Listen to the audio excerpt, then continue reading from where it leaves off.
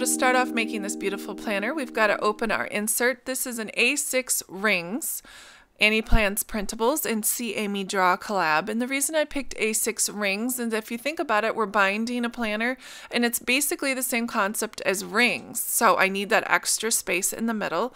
And so what I'm going to do is make 15 copies of page 2. Then I'm going to flip them over, put them back in the tray, and of course going to make 15 copies of, again, page 2. Then I'm going to start brand new and get 15 copies of page 3, print those out, flip them back over, and do 15 copies of page 4. So you got 2 and 2 and 3 and 4. You are more than welcome to do duplex printing on your printer if that works for you. So now that we've got them printed, and as you can see, I've got 2 different piles, one with page 2 and page 2, and one with page 3 and page 4. So now what we're going to do is we're going to fold them in half. I'm going to go ahead and do it with the number 2s first. All right, and I'm going to go ahead and do the whole pile, nice and folded in half. And now it's time to work on the other pile. This one is the same. You're just going to fold it in half, but I want to make sure that I have the Monday part on the outside. Okay, so now I have my 3s and 4s all folded with the Monday on the outside. Now, here's where the fun happens. So you're going to take one of the Mondays and you're going to put it in one of the grids. And then you're just going to put a pile together of that, one at a time. Those are all done. They're nestled inside each other. And this is the part where you want to test out how it's going to work before we do all the cutting. So you've got your list, your Monday, your Wednesday, your Friday, and then you've got your grid. And then you've got your list insert. Now, when we cut these, you're able to remove this page if you want to and leave the back side as the grid. But I like to leave this for next week.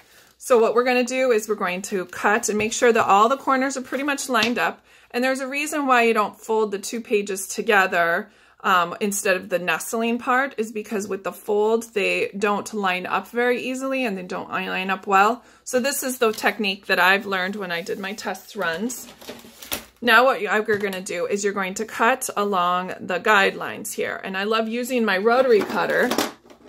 I love using my rotary cutter because I can use the see-throughness of the rotary cutter, and I also can make just a window instead of, like when you use a paper cutter, you have to cut it all the way down most of the time. So this way it's just a window. So what you're going to do is you're going to cut all of these like this, and then you're going to take just the edge off, about 1/8 of an inch off this edge. And then you just discard of your extra parts, and voila, you've got your inserts. Now, I'm going to stack them, and that's why I've turned them over this way, so the fold was over here. I'm going to continually stack them up here, and then they will be all in order. All right, I'm going to get to it. Now I've got them all in a stack here, and there's a reason why I did it the way I did it. Basically because unless you have a guillotine cutter, like a bookbinding one that's going to cut all of your inserts, meaning this is, 50, 40 pages, something like that, all at the same time, you're going to have some sort of imperfection, some human imperfections involved. So if you're looking for the perfect inserts, it's not going to happen. You just have to live with the fact that you're not perfect. But I will have to say that this is a pretty darn good job. Now, I just want to double check, make sure that I have things the right way. So there's your front page, Tuesday, Wednesday, your grid page, and then your back side. Now this is where you can actually take out this page if you want. Remember, that's the one I said that was not essential. And here it is again. You can go through and pull out all of them. I'm just going to leave it in. I think it's great for future planning. All right, now we're going to focus on the cover. So I'm a big believer in using what you have, and this is white backing paper for a paper pad, those 12 by 12 paper pads. I thought this would make an awesome cover. There are choices alternatively I have made this with chipboard cover, but I found that covering it and dealing with the thickness of here just really isn't all that worth it. But I am going to just go ahead and use these white ones and then decorate it, the front and the back, using die cuts, ephemera, and sort of thing. But you can also cover it with paper. Now I want to talk about if you were going to cover these with paper. This is very, very nice heavy Webster's Pages cardstock. It's sometimes hard to turn the corners, so you want to look for like a lighter weight cardstock. And the other thing is that see how this has straight lines? If you don't line this up correctly, if you're on the other side and molding it over, you're going to have crooked. So I always suggest doing, if you're going to cover the top, use something that if it's crooked, it doesn't matter. All right, so let's go ahead and get ready with putting this together. So these are my covers. They are just slightly larger than this size. Let me show you instantly. It is just literally 1/8 of an inch all the way around. So now it's time to use my hole punch. This is a specialty item. It's called the Cinch, and it's made by We Are Memory Keepers, and it makes the hole punches for the insert, and they are square, just like these squares here. Now, and here is what they look like. So the squares here. And this is one of the prototypes. This is what it looks like. It has that really big cardstock cover and then just a few inserts. So I made some modifications.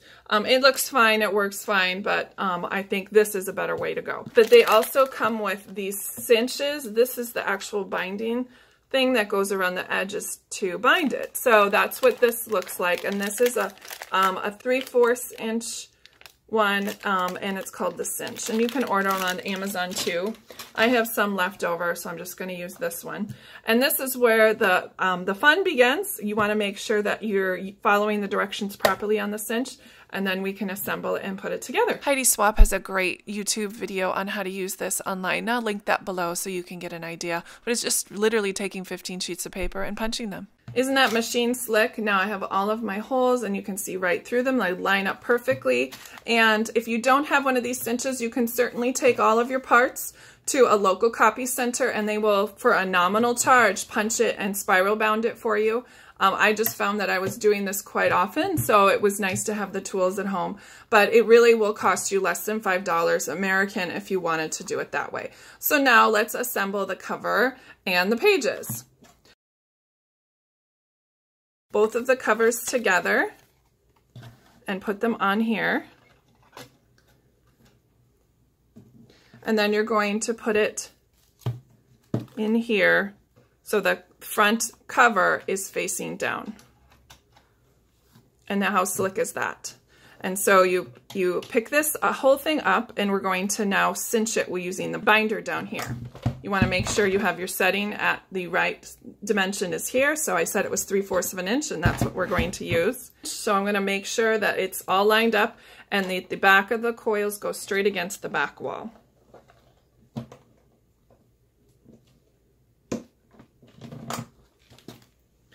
And there you go.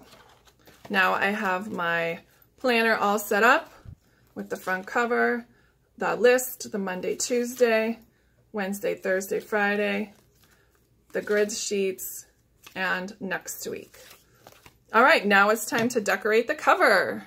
Here I've got some things that I picked up from Webster's Pages. I got their warehouse box not too long ago, so I've pulled some things that I got from that box and I thought would look lovely on this cover. I think I'm going to cover the cover with an extra piece of striped paper. I think that'll look sharp. Well, all I did was take a glue stick and adhere some of that paper to the front, and I used a rotary cutter to make sure it was nice and straight. And then it was all really about the paper layering at this point.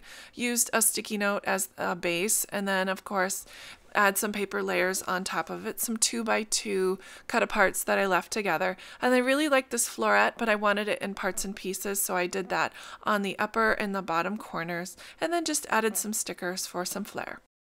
And there you go, it's all finished. I think the cover turned out just divine. Again, I used all of these extra parts and pieces from the Webster's Pages. How cute is this insert?